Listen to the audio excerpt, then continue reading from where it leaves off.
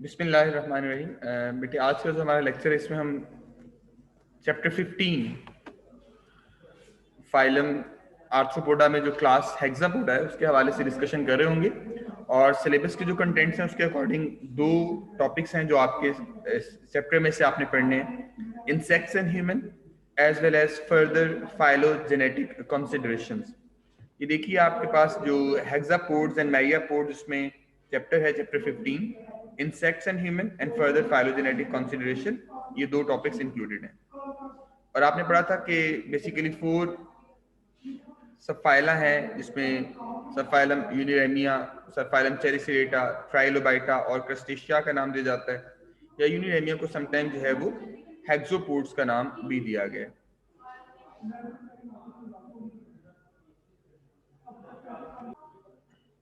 Classification ये हम last lecture में भी ऑब्जर्व कर चुके कि सबफाइल यूनिरेमिया में जो क्लास हेक्सापोडा है इट्स द लार्जेस्ट क्लास जिसमें इंसेक्ट्स आ जाते हैं, और उन्हीं इंसेक्ट्स के हवाले से जो हम यहाँ पे डिस्कशन करने जा रहे हैं, हाउ आर दे बेनिफिशियल और harmful to the human being, कि इंसान के लिए कैसे फायदेमंद है या कैसे हार्मफुल है हमारे लिए।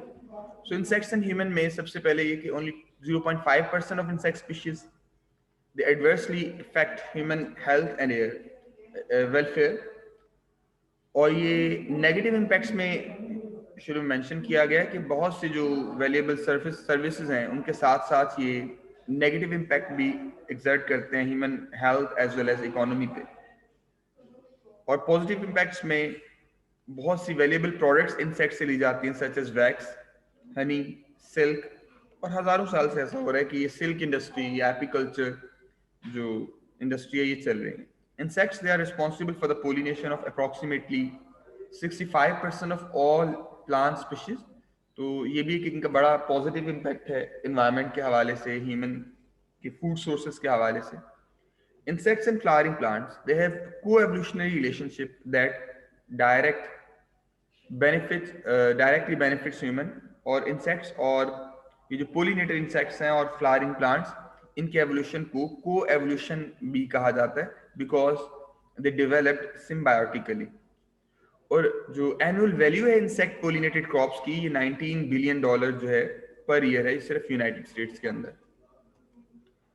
फिर बहुत से इंसेक्ट्स बायोलॉजिकल कंट्रोल में भी यूज होते हैं, जैसे सामने रेड कलर की बीटल नजर आ रही है आपको, लेडी बर्ड बीटल, विडेलिया स्पीशीज है ये, और आइसेरिया परचेसाई, ये इंसेक्ट स्केल इंसेक्ट की एक एग्जांपल है। इसको इंट्रोड्यूस करवाया गया था कैलिफोर्निया में, और 20 इयर्स के अंदर अंदर सिट्रस इंडस्ट्री को उसने बहुत फायदा पहुंचाया, या बहुत जो आपके लिए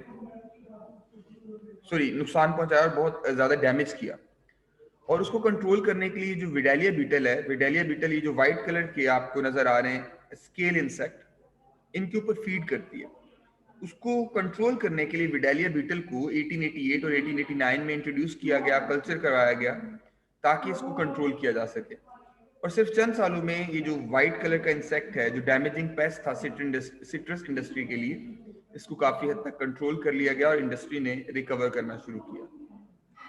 फिर कुछ इंसेक्ट्स बेनिफिशियल भी हैं, like soil dwelling insects, they play important roles in aeration, damage and turnover of the soil, and other insects they serve important roles in the food web as well, food chain, food web का बड़ा important part है research में। इसके अलावा genetics की study के लिए, population ecology की स्टडी के लिए इनको बड़ा कॉमनली यूज किया जाता है। And insects have also given endless hour of pleasure to those who collect them just for the sake of beauty। इनको जो है वो एक रिक्रिएशन के तौर पे भी कुछ लोग कलेक्शन करते हैं। Some insects however are parasites or vectors of the diseases। For example head body, ये इबिक्लाइसिस जो लाइस है वो ऑर्डर एनिक्लोरा के मेंबर्स हैं। बेड बग्स, ये इसके अलावा फ्लीज हैं। Other insect transmit diseases causing micro organism, nematodes and flatworms. Insect transmitted disease में आ जाता है malaria, yellow fever, bubonic plague, encephalitis, leishmaniasis and typhus. और हिस्ट्री में ये बड़ी डैमेजिंग डिजीजेस भी रही हैं। Other insects, they are the pest of domestic animals and plants. Some reduce the health of domestic animals and the quality of animal products।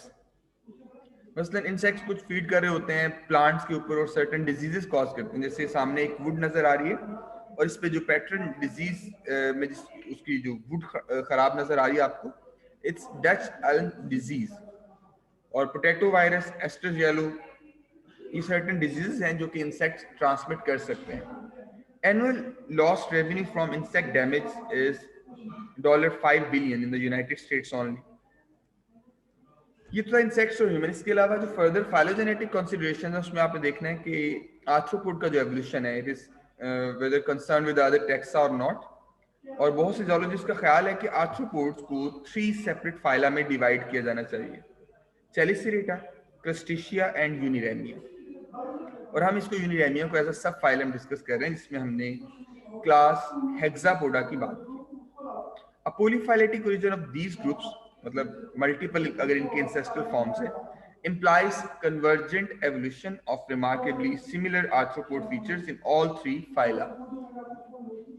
Although evidence exists for dual origins of the trachea, mandibles, and compound eyes, many zoologists believe that convergence in all other arthropod traits is unlikely.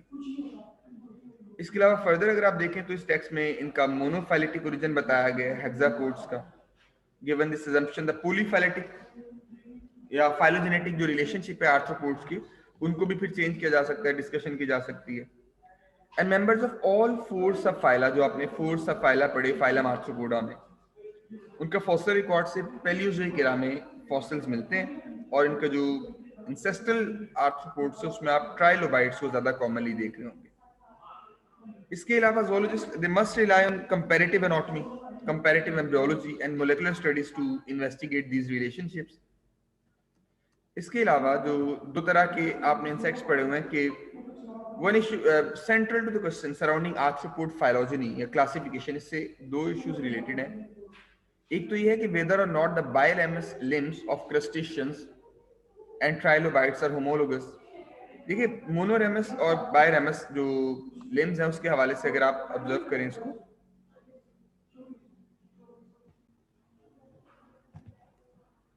एक issue तो हम ये discuss कर रहे थे कि इसमें अगर बायरेमस या मोनोरेमस अपेंडेजेस की अब बात करें तो ये बायरेमस जिसमें आगे 2 प्रोजेक्शंस बनी है, मोनोरेमस जिसमें आगे स्ट्रेट एक सिंगल प्रोजेक्शन है बॉडी जो लिम्स है उनकी. Homology of these appendages would imply that the trilobites, so ancestral insects, were closely related to the crustaceans. Therefore, many zoologists view the trilobites as an important ancestral group. और इसके साथ साथ आप देखिए जो crustaceans हैं, possibly arachnids, उनसे rise हुए from the trilobites. इसके अलावा envisioning a similar origin for the myriapods and insect is more difficult. A second important issue is whether or not the mandibles of Unirammus and crustaceans are homologous. Mandibles ये insects के mouth parts में देखिए आप, ये projected form में यहाँ पे आपको नजर आ रहे हैं कि mandibles of members of these groups are structurally similar and have similar functions. So muscle arrangement and methods of articulation, they are different enough that many zoologists doubt that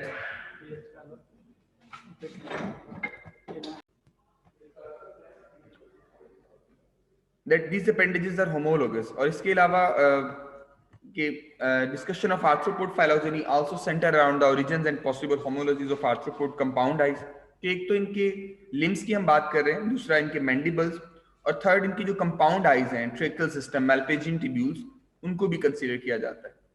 Depending upon how these issues have been interpreted, different hypothesis हैं इनके relationship को represent करने के लिए. मसलन ये जो आपके सामने फिगर ये फैक्ट नजर आ रहा है, इसके अंदर uniramia and the crustacea they are being closely associated. जैसे आप टॉप पे देख सकते हैं, इनको साथ साथ बिल्कुल मेंशन किया जाता है कि इनकी फीचर्स ज्यादा क्लोजली एसोसिएटेड है.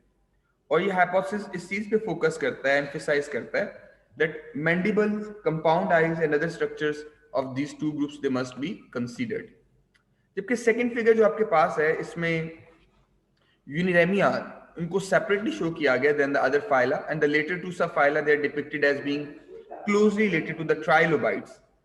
So this figure implies that mandibles of the crustaceans and Uniramians are not homologous, that the biramous appendages of crustacean and trilobites are homologous. तो different features या aspects को देख के इनके different phylogeny को observe किया जा सकता है. थैंक यू सो मच बेटा, इस चैप्टर के हवाले से इतना ही पोर्शन था।